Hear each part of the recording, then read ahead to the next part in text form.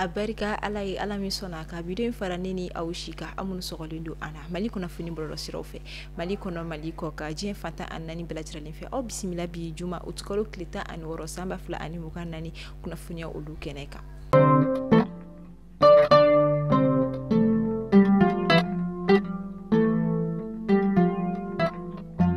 Kunnafoni daminɛ la ka sanga ni Senegali jamana ministre ɲɛma Ousmane Sonko ale ka senabɔli an ka jamana kɔnɔna la senabɔli min senfɛ ani an ka jamana furancɛ fanga ministre ɲɛma ni o ye Dr Choguel Kokala Mayiga o sigira ka kuma o kumara fɛn caman kan u ka baro kɔnɔna la i ka dɔn ka fɔ an ka jamana ministre ɲɛma Dr Choguel Kokala Mayiga a yi da don bibi na an ka jamana bɛ diko minnu kɔnɔna la a ye a yira ka fɔ a ka kumaw kɔnɔna la ko bi fɛn min ka ka fɔ farafinna tile bolo kɛrɛnkɛrɛnnen la farafinna nazara kan fɔ jamana olu kɔni na Mali kɔni ye i jija ka wuli ka jɔni kɛlɛba dɔ kɔni min na o bɛ sɔrɔ ni a ka yɛrɛya kɔni sɔrɔli o ni ka dɔn ka fɔ a bɔli CEDEAO kɔnɔna la o ni ka dɔn ka fɔ laɲini caman minnu kɔni bɛ an ka jamana ɲɛmɔgɔ ni o bɛ tali kɛ an ka jamana basigili ani an ka jamana ka yɛrɛya segili jamana o kɔni ma fo ka taa se jamanadenw olu kɔni ni lafiyali kɔni ma an ka jamana ministre ɲɛma ale ni ka dɔn ka fɔ Senegal jamana ministre ɲɛma o kɔni sigira ka kuma minnu na o kɔni bɛna se ka bolodi ɲɔgɔnma minnu kɛ ka se ka baara kura bolo dɔw kɛ ani ka se ka jamana fila in ka ɲɛtaga ani ka dɔn ka fɔ u ka basigi olu kunya olu sabati cogoya min na. Jigin Bombo ni ale bɛ Bajangara marabolo kɔnɔna la a bɛ taa denbaya 370 bɔ yan ko olu do kɔni ye adamadenya dɛmɛ olu kɔni sɔrɔ ka bɔ fɛn min ka dɔn ka fɔ Croix Rouge CICR ma olu kɔni yɔrɔ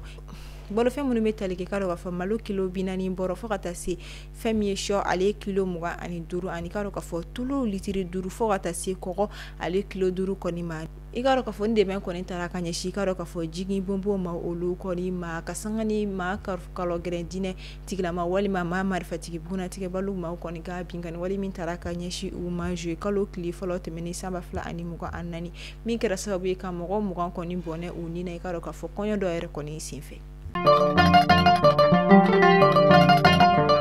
Amita seko ni donko bina kunka Mama FC ni bebale do Mama National la ate mɔgɔ dogoli Fatoumata Coulibaly seko ni donko bina kunka ayira an ka jamana ɲɔgɔlɔnbaw la ayira jatemana ali ka ka fɔ jamana ko kana olu kɔni na ka sanga ni sotigi award 2024 kɔni ayira la ka fɔ ɲina ale kɔni semɛ ka dɔ ka fɔ o cɛbɔ olu kɔni na min yɛrɛ kɔni a vote ni o ye a mɔgɔ suganti olu daminɛ la a bɛ tile dama dama bɔ bala jiralen kɔni ka bɔ ka taa kala kɔni ta Mama FC ni o ye Fatoumata Coulibaly walasa a kɔni bɛ se ka sotigi award ni kɔni jɔnjɔn o sɔrɔ cogoya min na.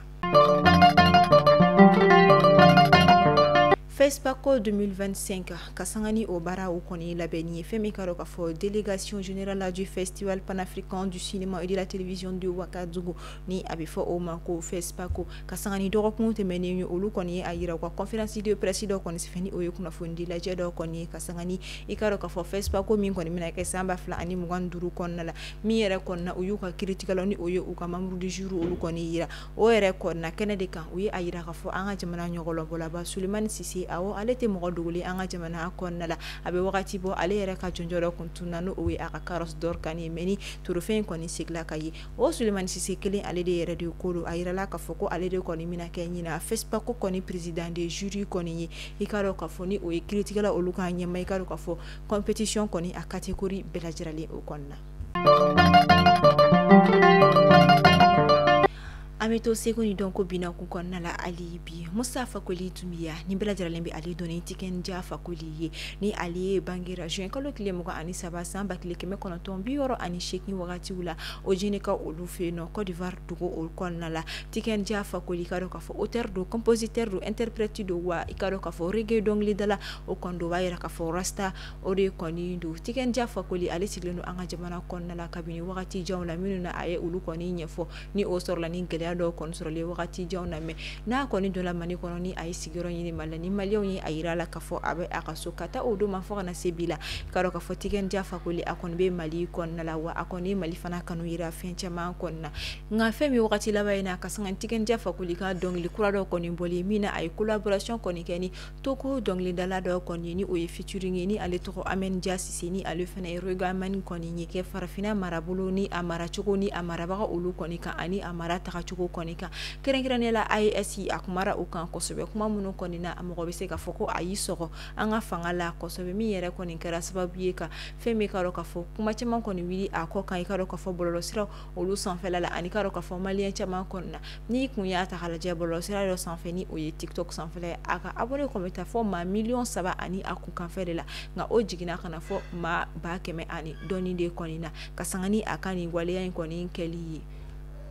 a ye kuma dɔw kɔni fɔ kuma minnu kɔni ni a ye maliyɛnw dusu tɔɔrɔ kosɛbɛ ka da kan a ye i sɔgɔ an ka jamana faamaw kɔnɔna min yɛrɛ kɔni maliyɛn caman dusu tɔɔrɔ ni dɔw yɛrɛ a fɔ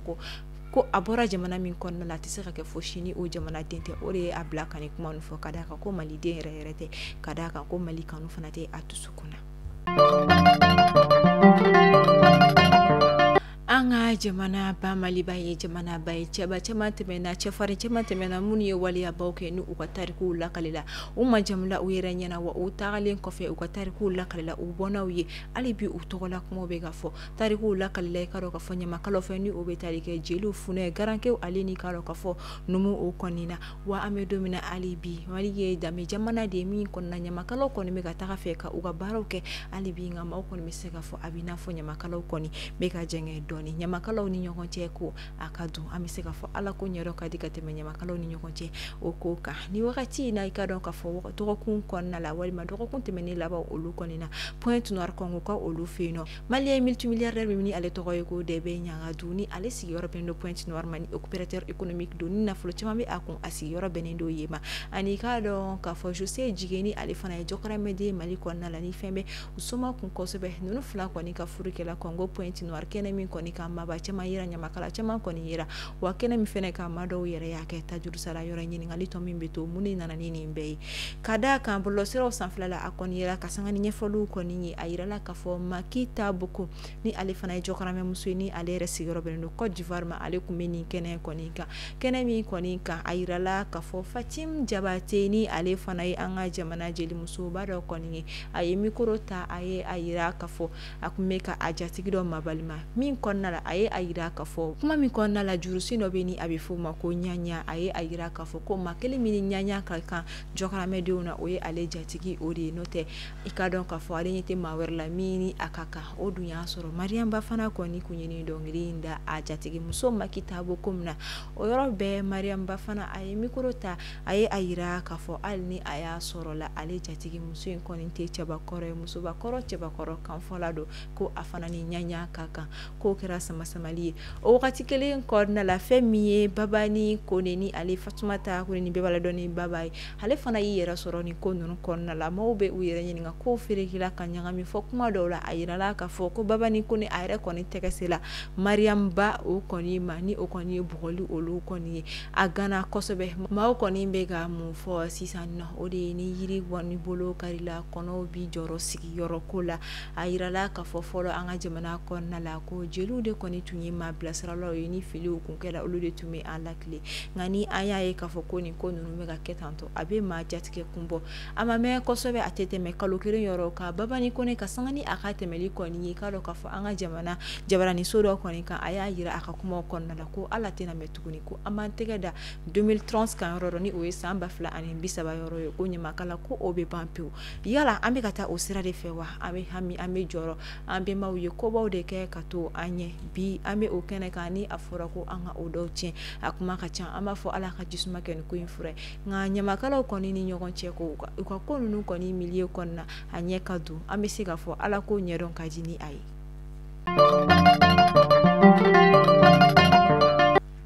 an bɛna an ka bi kunnafoniya olu kɔni kuncɛ fait divers o kɔnɔna la Mali Miss ORTM 2024 Maimouna Keita ni ale kɔni kɛla Mali Miss kɔni ye ɲina ni ale yɛrɛ kɔni kun ye i sen o jɛmukan dɔ kɔnɔna jɛmukan min kɔni dɔnnen tɛ kosɛbɛ farafinna walima jɛmukan min kɔni ma dɔn kosɛbɛ kɛrɛnkɛrɛnnenya la anw fɛ yan nɔ ba Maliba kɔnɔna la ni o jɛmukan tɔgɔ de kɔni kun ye ko Secret Story ale kɔni kun sɛmɛ o ɲina ta o kɔni ɲɔgɔn daw la ka da ka jɛmukan min don télé réalité de don ɲɔgɔn dan de kɔni don Maimouna Keita ale kɔni sera fɛn min ka dɔn ka fɔ final la u mɔgɔ duuru sera final la a yirala ka fɔ jamana bɛɛ kɔni ka vote i ka candidat ye walasa a kɔni bɛ se ka première o kɔni sɔrɔ cogoya min na Maimuna Keita ale kɔni bɔla o yɔrɔ de la ka d'a kan a ma vote caman sɔrɔ wa kuma min na a sigila ka na an ka jamana kɔnɔna la aéroport la jama bɛrɛ ma taa ka taa a bisimila min kɔni kɛra kumako ye bɔlɔlɔsiraw sanfɛla maaw ye a yira ka fɔ walima malien ti a yɛrɛ den de fɛ walima munna malien ma Maimuna Keita kɔni dɛmɛ ni kɛnɛ kan ko n'o tɛ ivoirien olu kɔni ka candidat min kun bɛ ni ale yɛrɛ kɛra ɲinan Christori kɔni première kɔni ye ko o kɔni kunbɛra kosɛbɛ ka dɔn ka fɔ ivoirien denw fɛ o ni a kanubaga olu fɛ o kama o bɔlɔlɔsira kelenw sanfɛ maaw ye a yira ka fɔ ko an ka jamana kɔnɔna la ni jɛmukan sugu ninnu kɔni tɛ marché yɛrɛ de fiyewu ka d'a kan nin tɛ an danbe ye nin tɛ an taabolo ye wa an tɛ an yɛrɛ ye nin ko ninnu kɔnɔna la o de kama hali ni an ka jamanaden min taara i sen don nin ko ninnu na i k'a dɔn ka fɔ a tɛ mɔgɔ sɔrɔ ka a kɔ kɔrɔmadon ka d'a kan ani an ka danbew tɛ taa ani an ka tabiyaw tɛ taa an bɛ taa kɔkan kibaru la an bɛ taa États-Unis ka olu fiye ka sanga ni kunungo alamisa utukalo tile 12 sanba 2025 ye fɛn bɛ ka dɔn ka fɔ États-Unis jamana olu kɔni ye a yira ka fɔ ko olu jɛna ni a kɔni ye fɛn bɛ ka dɔn ka fɔ a bɛna taa i ka dɔn ka fɔ dolari wari miliyari 5 bɔyanko o de kɔni kɛlɛkɛminɛ o bɛna taga di ka dɔn ka fɔ Allemagne jamana ma min o kɔni bɛna tali kɛ misili 600 bɔyanko kɔni na walasa ka se ka dɛmɛ kɔni kɛ Allemagne jamana kɔni ye min yɛrɛ fana kɔni bɛ dɛmɛ kɛ Ukraine jamana kɔni a ka système de défense anti-aérienne olu kɔni sera olu fɛ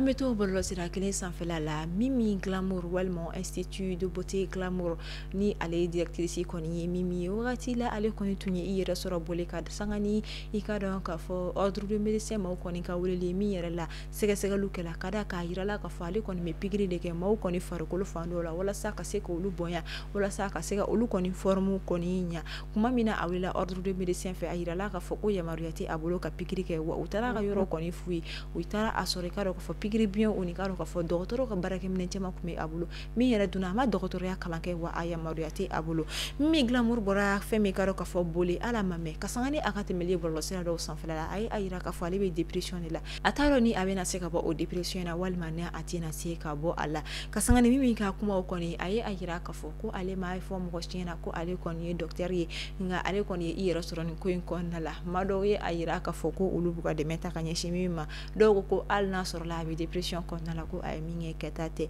o wagati kelen kɔnɔna la a bɔlen ma tɛmɛ kalo kelen kan Mimi sigila ka i yɛrɛ sɔrɔ boli tuguni awɔ o kɛra dɛ fɛn min ye Sandi jaabi ni ale fana kɔni Sandi bebe ni ale fana bɛ TikTok kɔni sanfɛla la kɛrɛnkɛrɛnnenya la ni ale fana kɔni bɛ esthétique olu kɔni baaraw kɛ ni o bɛ tali kɛ sɔni dɔw ani ɲɛsi dilan musow ka masirimafɛnw olu kɔni min bɛ kɛ farikolo o la ale fana bɛ o koɲɛw kɔni kɛ fɛn min ye ka sanga ni Mimi ka tagali ko fɔlɔ ye boli sani kɔni a yɛlɛla Mimi na kosɛbɛ bɔlɔlɔsiraw sanfɛla la a ye kuma caman fɔ mukoyi bɔli kuma ani ɲagari bɔli kuma olu kɔni na